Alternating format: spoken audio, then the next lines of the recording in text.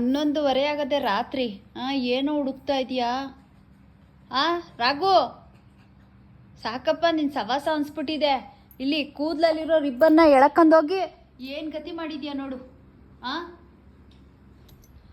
ಬಾರೋ ಇಲ್ಲಿ.